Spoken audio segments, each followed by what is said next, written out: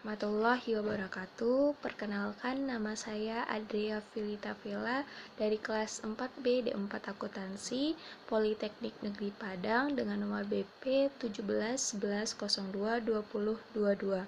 Pada kesempatan kali ini saya akan membahas bab 1 dan bab 3 dari penelitian saya yang berjudul Analisis Pengaruh Dimensi Gound Theory terhadap Academic Fraud. Baiklah, pembahasan yang pertama, bab 1, pendahuluan. Latar belakang saya dalam melakukan penelitian ini, tindakan korupsi di Indonesia akhir-akhir ini sedang marak dipublikasikan di media massa ataupun di media cetak. Sudah berbagai macam kebijakan diterapkan agar korupsi dapat diberantas, namun pada kenyataannya belum ada kebijakan yang berhasil memberantas korupsi di Indonesia ini. Nah, salah satu lembaga yang memiliki peranan penting dalam pencegahan korupsi adalah pendidikan. Pendidikan merupakan sebuah sarana dalam meningkatkan kualitas sumber daya manusia yang sangat berpengaruh dalam perkembangan seluruh aspek kehidupan dan sarana pendidikan, dan diharapkan memiliki peran yang sangat vital dalam pertumbuhan suatu negara. Pendidikan juga merupakan salah satu tolak ukur kemajuan suatu negara. Dalam sebuah survei di Amerika Serikat, ditemukan 80% remaja dengan ranking tertinggi di kelas, mereka mengaku pernah menyontek. Dan 95% siswa yang menyontek ini tidak pernah ketahuan.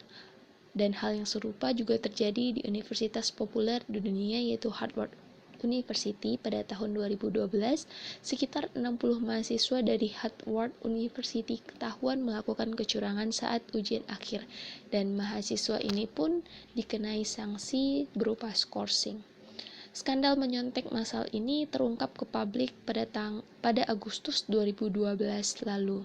Pada saat itu dilaporkan sekitar 125 mahasiswa Harvard saling menyontek ketika mengikuti ujian akhir, dan pihak kampus menyatakan adanya sejumlah mahasiswa yang melakukan tindakan tidak terpuji. Perguruan tinggi merupakan salah satu instansi pendidikan formal yang bertujuan memberikan pengetahuan untuk mengembangkan kemampuan atau bidang yang dipilih oleh mahasiswa agar dapat menjadi bekal pada saat berada di dunia kerja. Mahasiswa diharapkan tidak hanya memperoleh bekal pengetahuan dan praktik, namun juga memperoleh soft skill, salah satu kejujuran dalam menghadapi persaingan di dunia kerja. Akan tetapi, yang terjadi, sebagian besar mahasiswa menganggap bahwa perguruan tinggi hanyalah fasilitas yang harus dijalani agar dapat diterima kerja dengan tolak ukur keberhasilan studi, yaitu nilai indeks prestasi kumulatif atau IPK yang tinggi. Mahasiswa beranggapan bahwa IPK yang tinggi akan mudah diterima oleh pekerja.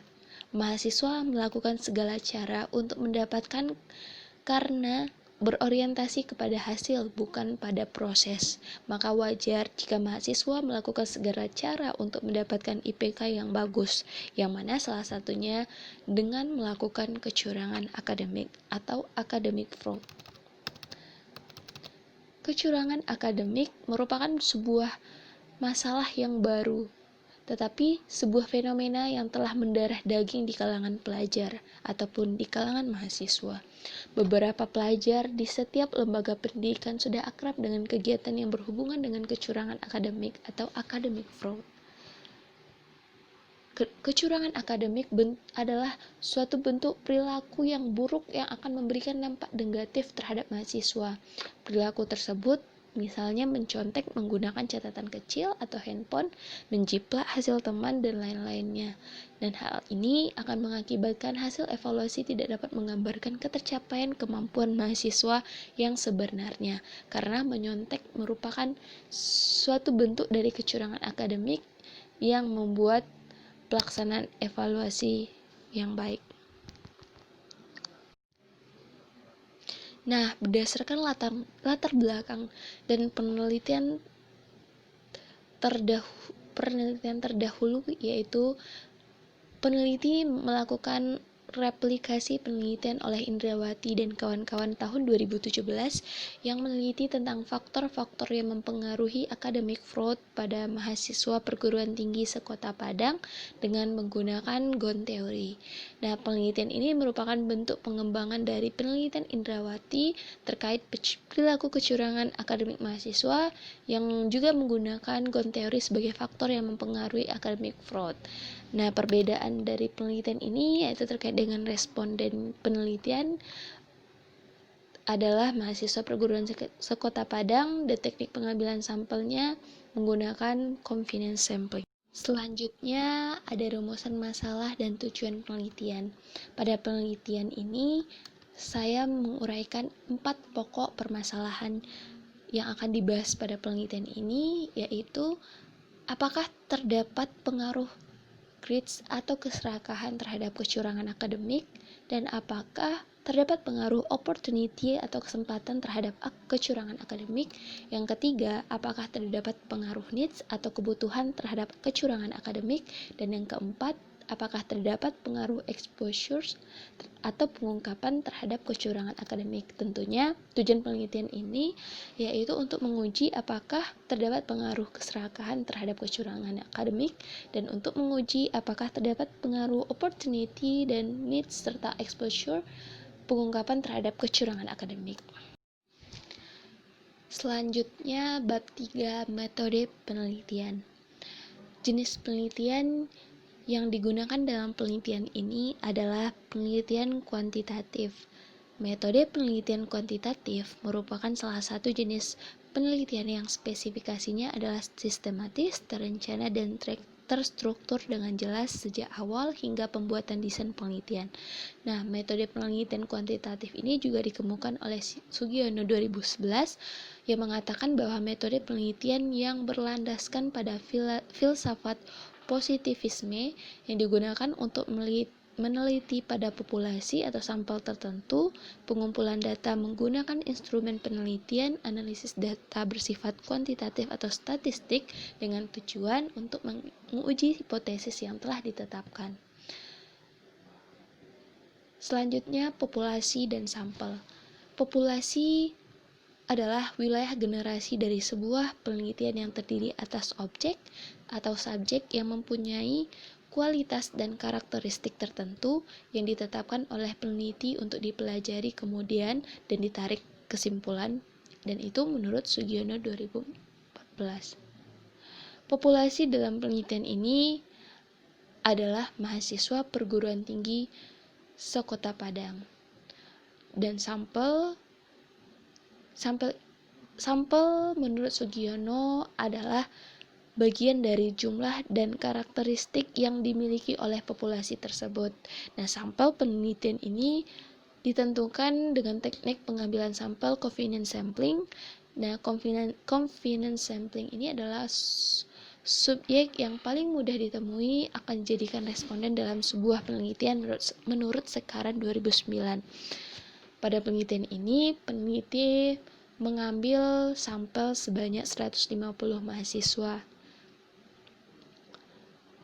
Data dan sumber data. Jenis data yang digunakan dalam penelitian ini adalah data kuantitatif. Data kuantitatif adalah jenis data yang dapat diukur dan dihitung secara langsung, yang berupa informasi atau penjelasan yang dinyatakan dengan bilangan atau berbentuk angka.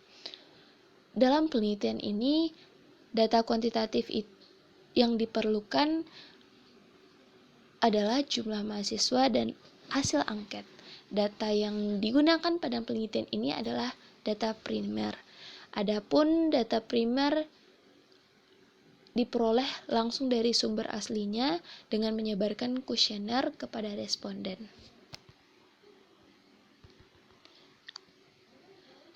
Metode pengumpulan data. Metode pengumpulan data adalah teknik atau cara yang dilakukan oleh peneliti untuk mengumpulkan data. Pengumpulan data dilakukan untuk memperoleh informasi yang dibutuhkan dalam rangka mencapai tujuan penelitian. Metode pengumpulan data pada penelitian ini adalah mengumpulkan data menggunakan data primer dengan cara memberikan kuesioner kepada responden, yakni mahasiswa perguruan tinggi di Kota Padang. Pembahasan selanjutnya adalah operational variable. Menurut Indriantoro dan Supomo tahun 1999, operational variable adalah definisi yang diberikan bagi variabel dengan cara memberikan arti sehingga dapat memberikan gambaran tentang bagaimana variabel tersebut dapat diukur. Nah, dalam penelitian ini terdapat variabel dependen dan variabel independen, yaitu sebagai berikut. Yang pertama adalah variabel dependen. Variabel dependen yang digunakan dalam penelitian ini adalah kecurangan akademik. Seperti yang sudah dijelaskan tadi, kecurangan akademik adalah suatu bentuk perilaku yang buruk yang akan memberikan dampak negatif terhadap mahasiswa. Instrumen penelitian yang dilakukan yaitu menggunakan kuesioner dengan 5 skala Likert.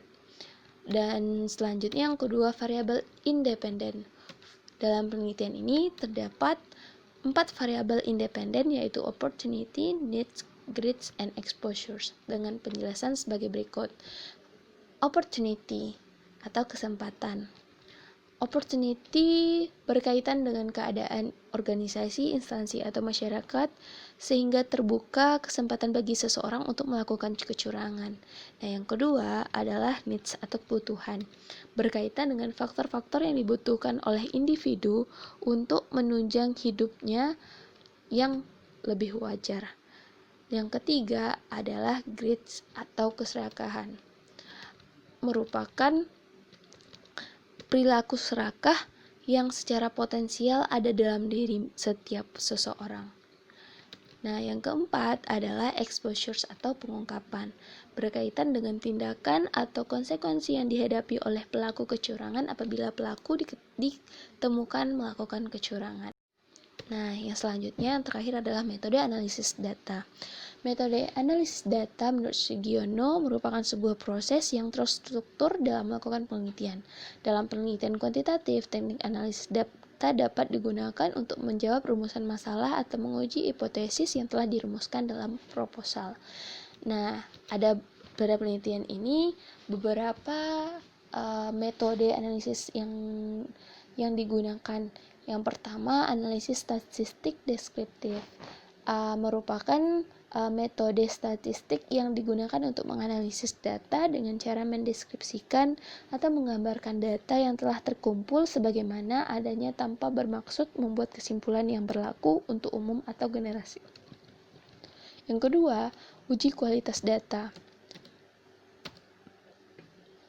Menurut Sugiono, benar atau tidaknya data tergantung dari instrumen yang digunakan dalam penelitian. Data instrumen baik harus memenuhi persyaratan yang valid atau reliable. Yang mana uji kualitas data ini terbagi atas 3. Uji validitas yang digunakan untuk mengukur sah atau validnya suatu kuesioner. Suatu kuesioner dikatakan valid jika pertanyaan pada kuesioner mampu untuk menangkap sesuatu yang akan diukur oleh kuesioner tersebut. Teknik yang digunakan dalam person correlation moment dalam penelitian ini, uji validitas menggunakan rumus korelasi produk momen person, yang mana jika R dihitung besar dari R tabel berarti item valid, sedangkan jika R hitung lebih kecil dari L tabel berarti item tidak valid.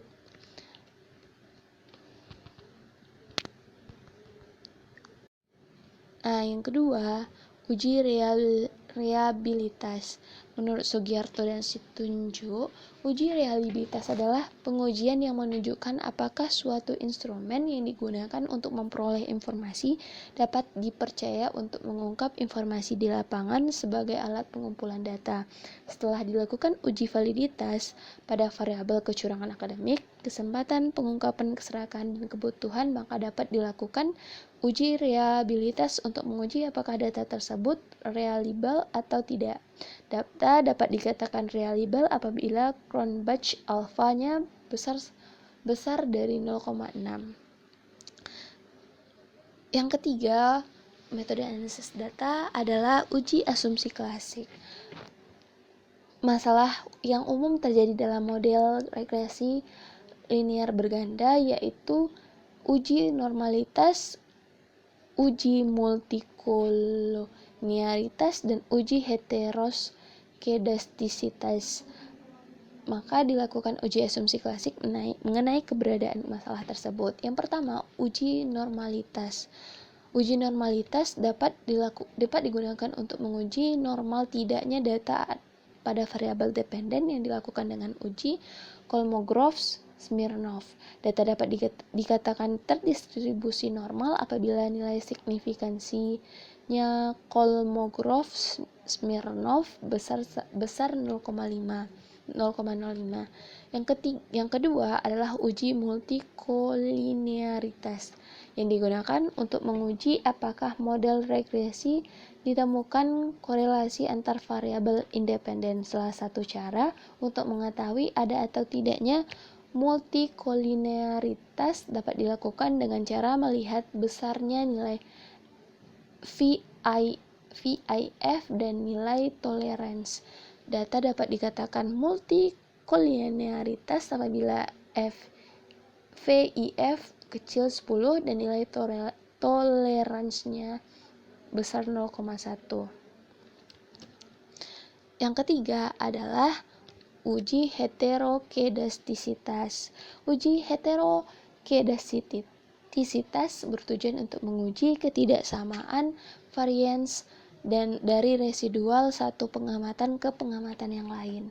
Pada penelitian ini, peneliti menggunakan uji Gleiser yaitu dengan meregresi nilai ABS RES terhadap variabel independen apabila nilai signifikansinya besar 0,05 dapat disimpulkan bahwa data tidak terkena gejala heterokedastisitas. Yang keempat, pengujian hipotesis. Pada penelitian ini, peneliti menggunakan analisis regresi berganda.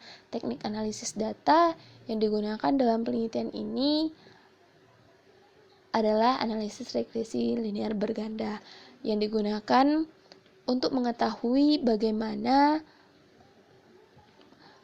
variabel dependen dapat diprediksikan melalui variabel independen secara individual. Dengan kata lain, untuk melihat pengaruh variabel independen terhadap variabel dependen.